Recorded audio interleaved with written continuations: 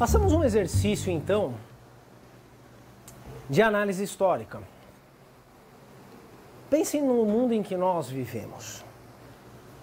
Atualmente, esse mundo dispõe de uma série de dispositivos, de representações que nós poderíamos chamar de fantásticas.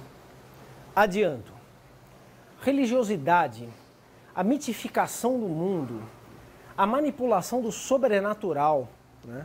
O fantástico são primos. São primos que convergem em termos de alimentarem expectativas em relação ao mundo e atenderem uma parte dessas expectativas em termos de conhecimento do mundo.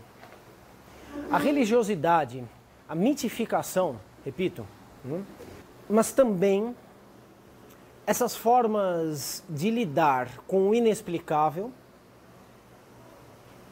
e as fantasias em relação a esse mundo, são dados da nossa realidade. Contam uma parte da história do que é a nossa sociedade atualmente.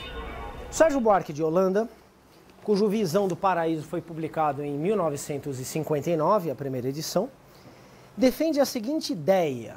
Leio aqui a primeira página do primeiro capítulo do Visão do Paraíso, Experiência e Fantasia. Diz Sérgio Buarque de Holanda, aspas, cito: "O gosto da maravilha e do mistério, quase inseparável da literatura de viagens na era dos grandes descobrimentos marítimos, ocupa espaço singularmente reduzido nos escritos quinhentistas dos portugueses sobre o Novo Mundo. Ou porque a longa prática das navegações do mar-oceano e o assíduo trato das terras e gentes estranhas já tivessem amortecido neles a sensibilidade para o exótico, ou porque o fascínio do Oriente ainda absorvesse em demasia os seus cuidados, sem deixar margem a maiores surpresas, a verdade é que não os inquietam, aqui, os extraordinários portentos, nem a esperança deles, e o próprio sonho de riquezas fabulosas, que no resto do hemisfério, atenção, há de guiar tantas vezes os passos do conquistador europeu, é, em seu caso, constantemente cerceado por uma noção mais nítida, porventura, das limitações humanas e terrenas."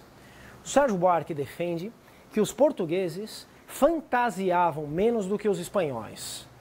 Essa é uma obra sobre o imaginário ibérico da colonização, especificamente o imaginário organizado em torno do mito do paraíso terreal, em torno da ideia de que existia um paraíso na Terra. Esse mito está presente, então, na forma como portugueses e espanhóis representam uma parte desse novo mundo. Como esses portugueses e esses espanhóis compensam uma parte do seu desconhecimento em relação ao novo mundo. Como esses portugueses e espanhóis metabolizam algumas das expectativas que eles nutrem em relação ao novo mundo. Mas, segundo Sérgio Buarque, os espanhóis são mais fantasiosos do que os portugueses. E nesse sentido, prossegue então a tese do Sérgio Buarque de Holanda, nesse sentido, os portugueses são mais arcaicos do que os espanhóis. Eles são mais medievais do que os espanhóis. Os espanhóis, ao imaginarem mais, ao fantasiarem mais, se mostram mais modernos nessa época do Renascimento do que os portugueses. Os portugueses estão mais numa sintonia medieval, num certo ceticismo em relação ao mundo que não é visto, que não é conhecido.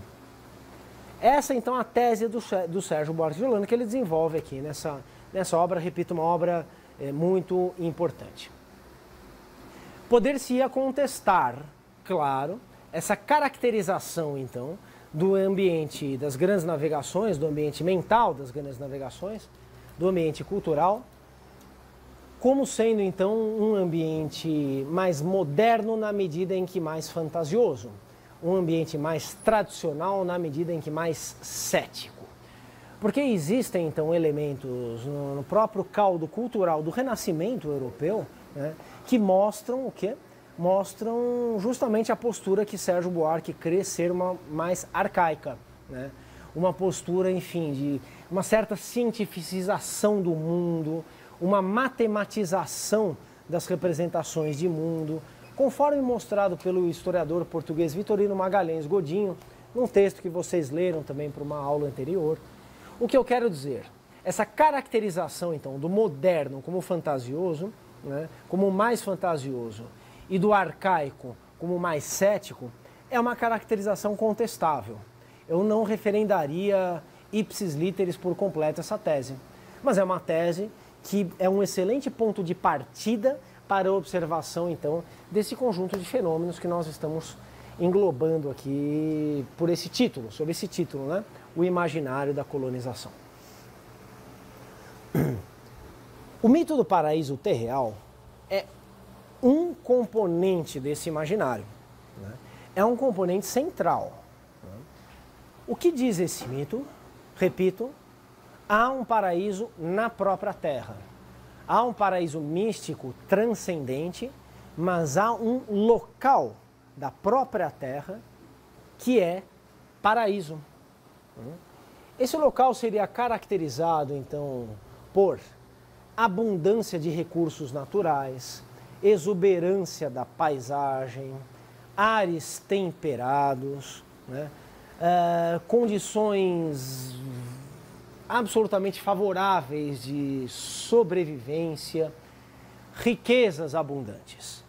Ora, nesse pequeno corolário do paraíso terreal que eu acabo de dar, vocês já podem ver um corolário de interesses, de necessidades dessa Europa em expansão nos séculos XV e XVI. Não é? Então, quando se diz que o paraíso é caracterizado pela abundância de alimentos, de frutos, de comidas, isso traduz uma Europa traumatizada por suas crises de subsistência. Quando se diz, então, que há abundância de riquezas, de metais preciosos, isso traduz uma Europa que está se tornando progressivamente mercantilista.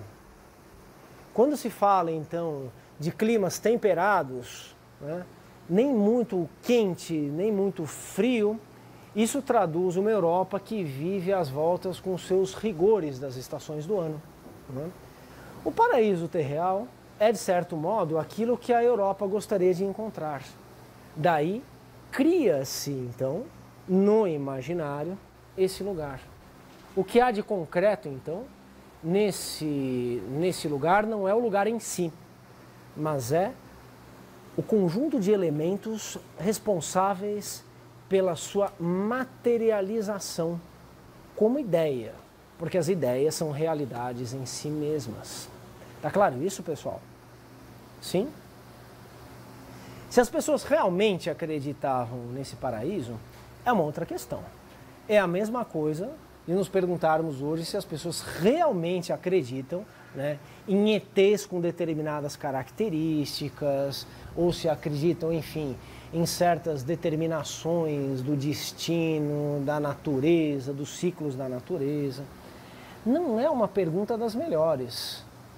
As versões que são disponibilizadas por sociedades em torno desse mundo fantástico, desse mundo sobrenatural, essas versões, elas traduzem, só que indiretamente, claro, isto é, elas representam elementos concretos dessa sociedade. Nós temos então que nos perguntar por que essas sociedades formulam essas ideias em torno do mundo e não se elas realmente acreditam nisso. Isso vale inclusive para o mundo mítico e para o mundo religioso, né? A pergunta se as pessoas realmente acreditam em Deus ou em deuses, né, não é das mais adequadas, pelo menos não para uma primeira aproximação em relação ao problema. Qual é uma pergunta mais adequada para aproximação a um problema mais relevante, né? Qual o papel desempenhado pelas crenças religiosas na organização do mundo social? Por que isso acontece? O que então essas crenças religiosas traduzem em termos de estruturas sociais, em termos de história das sociedades, né? A perquisição direta, né, do fenômeno não estimula uma compreensão devida do mesmo. Outros mitos, o mito do Eldorado, que por vezes é diretamente associado ao mito do paraíso terreal. O que seria o Eldorado? seria a terra de abundância de metais preciosos, sobretudo ouro. Uma terra a ser descoberta, a ser encontrada, assim como o próprio paraíso terreal. Cabe na forma de pensar o mundo dos europeus dos séculos XV e XVI, isso está perfeitamente sintonizado com a imensa preponderância da religiosidade cristã, que ao longo do século XVI será cindida então, né, entre catolicismo e protestantismo, com algumas modalidades intermediárias, mas cabe perfeitamente bem nessa religiosidade cristã dos europeus a ideia de hierofania. O que é a hierofania? É um fenômeno sagrado que se revela por vontade divina. Bem, o mundo não era perfeito com Europa, Ásia e África? De repente ele teve que ser modificado em função da descoberta da América? Como fica então a perfeição da criação divina? Se o mundo era perfeito do jeito que os europeus acreditavam ser. A ideia de hierofania responde muito bem então a esse dilema, né? Como imaginar o mundo criação de Deus, logo criação divina, mas uma criação que não tinha sido ainda devidamente apreendida, né, pela comunidade de Deus. A ideia de hierofania, então, é a de que Deus, no momento certo, revela os segredos da sua criação.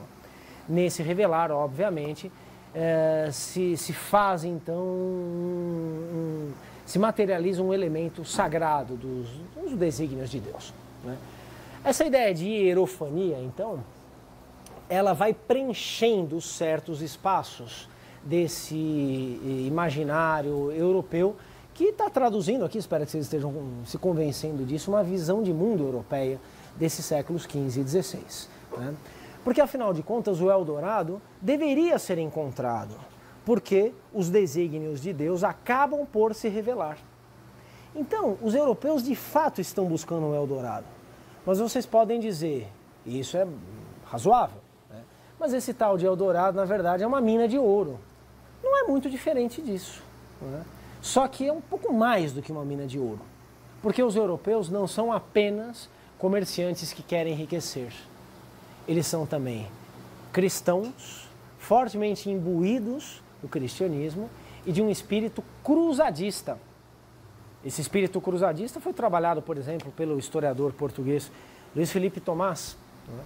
Mostra, então, né, que há um desejo de expansão material, há uma motivação básica de expansão de ordem material, mas isso caminhando sempre para e passo com a expansão dessas formas de pensar o mundo, expansão de estruturas mentais, que são também, né, formas de intervenção no mundo. Assim, os europeus estão buscando não apenas uma mina de ouro, mas algo que seja, então, esse local divino a ser revelado por Deus. Encontrar, então, esses metais preciosos faz parte dessa tarefa mundial de conversão, né, ao orbe da cristandade de todos os infiéis. Não é à toa que na Península Ibérica, no mundo ibérico em geral, o mito do Eldorado ganha força após o descobrimento das minas de prata de Potosí, São Luís de Potosí, na atual Bolívia, à época vice-reino do Peru, em 1545. Uma mina de prata gigantesca, riquíssima, que continua então continuará a abastecer a economia espanhola até meados do século XIX. Né? Ainda existe hoje lá na Bolívia, né, a cidade de Potosí, né, a mina de Potosí, que é explorada, mas já em dimensões muito menores do que era à época, em compensação com uma tecnologia melhor, né, uma tecnologia mais aprimorada, porque é uma tecnologia péssima para os trabalhadores, para os mineiros de Potosí, que sofrem horrores com as condições de trabalho lá, mas isso aí é uma circunstância, enfim, das formas de trabalho típicas do industrialismo moderno, né? E, enfim, em condições diferenciadas, né? Então, essa mina de prata de Potosí deixa os portugueses loucos, né? Bom, se os espanhóis encontraram, a gente também tem que encontrar, né? Encontra-se ouro, né, só que em dimensões reduzidas. Os portugueses encontrarão para valer na América, vocês sabem, no finalzinho do século XVII, nas regiões das chamadas Minas Gerais, a grande região das chamadas Minas Gerais, quando aí o imaginário da colonização já está muito atenuado, já está muito amortizado e muito diluído. Já não será mais exatamente um Eldorado. Esse Eldorado fazia muito mais sentido nos séculos XV e XVI. Existe também o mito do Preste João, que seria então um rei devoto de um reino longínquo, né, que se imaginava que ficaria então para as bandas da Ásia, no Extremo Oriente, não se sabia exatamente aonde, mas um rei cristão, um rei fortemente devoto, que ajudaria então os ibéricos na sua tarefa de cristianizar o mundo, né? Um mito que revela então essa dimensão fortemente cruzadista da expansão europeia dos séculos XV e XVI. Até aqui falamos então de lugares a serem encontrados, né? Então, o paraíso terreal, o Eldorado, né? O reino da cristandade distante, né? Existe também, por exemplo, o mito das Amazonas, né? Essas cavaleiras guerreiras, né? Que, enfim, seriam guerreiras terríveis, que governariam um reino próprio e que andariam nuas, né? Enfim, explicações psicanalíticas aí podem ser consideradas como anacrônicas, mas de qualquer forma elas são num primeiro momento irresistíveis, né? Então, o mito das Amazonas também diz respeito a um lugar desconhecido e a gente diferente que estaria nesse lugar. Sérgio Buarque de Holanda faz referência então ao mito de São Tomé, ou Zumé, ou Sumé, que é uma espécie de mescla, né, entre mitos nativos da América, né, e o cristianismo europeu, missionário, né, que coloca então na figura de São Tomé um apóstolo que, tendo feito sua pregação no Oriente e tendo sido morto por infiéis no Oriente, teria ressuscitado no continente americano e teria aberto um caminho, né, terrestre, que os indígenas, alguns indígenas, chamavam de Peabiru, que supostamente ligaria o Oceano Atlântico ao Oceano Pacífico. Isto é, um mito que articula então esse espírito evangelizador, cruzadista, né, dos portugueses, que articula então elementos locais e que diz respeito às necessidades de sobrevivência também nesse mundo ainda muito inóspito aos europeus, aos portugueses, que é o novo mundo, né? Pronto. São 5 componentes aí, enfim, existem muitos outros que interagem, que dialogam uns com os outros, que se metamorfoseiam e que oferecem um panorama bastante razoável desse conjunto de ideias acerca do novo mundo, né? Bem, a Laura de Mello e Souza, que é professora aqui da casa, numa obra que consta da minha bibliografia, chamada O Diabo e a Terra de Santa Cruz, analisa como há uma dualidade, né? Não é um maniqueísmo, mas é uma dualidade que organiza também um conjunto dessas ideias, desse imaginário da colonização, né? Em torno do Novo Mundo, especificamente da Terra de Santa Cruz, né? Como um lugar benigno e um lugar maligno, né? Então, ser uma espécie de paraíso, uma espécie de inferno, né?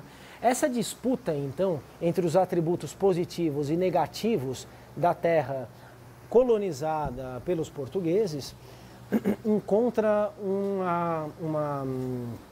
um espaço de realização, de enunciado, nos próprios nomes inicialmente atribuídos a essa terra, né? Então diz ela que Terra de Santa Cruz tende então a cristianizar a terra, ao passo que Brasil tende a mercantilizar a terra, né? Mas o Brasil também tende a infernizar a terra, porque o Brasil pode ser a chama associada ao fogo e ao inferno, né? Então, na recusa de se utilizar termos laicos ou termos demonizadores, né, na recusa se encontraria então o reforço de expressões que tenderiam então a edenizar essa terra. Esse é um processo então que organiza inclusive visões acerca da fauna, da flora e dos habitantes do Novo Mundo, que por vezes podem ser criaturas bestiais, por vezes podem ser criaturas celestiais. os habitantes menos, né? Os animais podem ser perfeitamente positivados dessa maneira, né? Mas mesmo os habitantes, quando não são bestiais, quando não são completamente selvagens, eles são então conversíveis, não é? Eles são suscetíveis de receberem esse dispositivo da expansão cultural da Europa, que é a fé cristã, né? Então temos aí também um conjunto de atitudes e de ideias analisados nesse livro, O Diabo e a Terra, de Santa Cruz. Isso é bastante interessante.